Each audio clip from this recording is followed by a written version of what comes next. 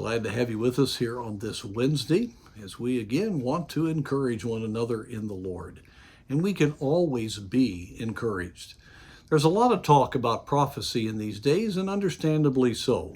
We look at all that's being done in the monetary realm, the control that's been exercised in this whole COVID vaccine treatment situation, as we have seen other statements made by the socialist leaders of the country, we can't help but hear things that make us think of the book of Revelation.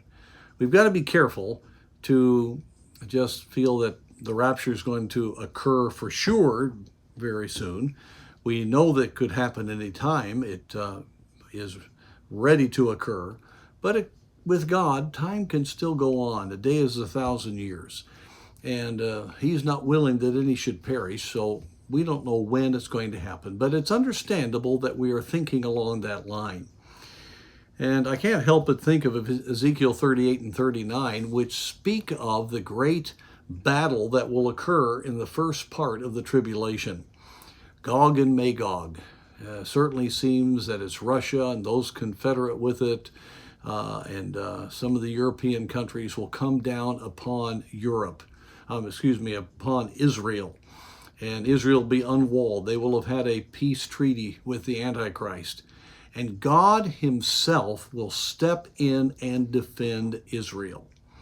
Now, my point is not to go into all that prophecy, but I want to just pull a verse out of chapter 38 of Ezekiel, where it says, God speaking, "Thus will I magnify myself and sanctify myself, and I will be known in the eyes of many nations, and they shall know that I am the Lord."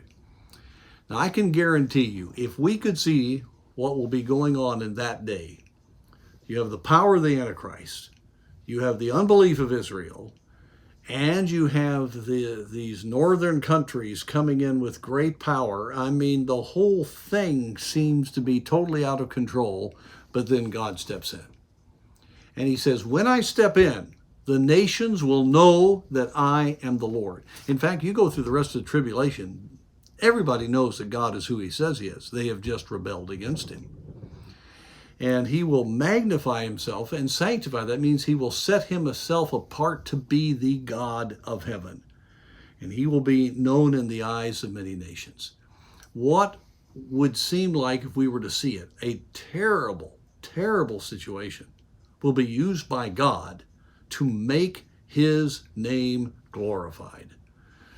And friends, we need to understand that what we're seeing around us, yes, it's bad. I don't like to see people hurt. I don't like to see the situation as it is. But I want you to know that God is not wringing his hands. And God wants more than anything else for people to know that he is God, because he wants them to come to him.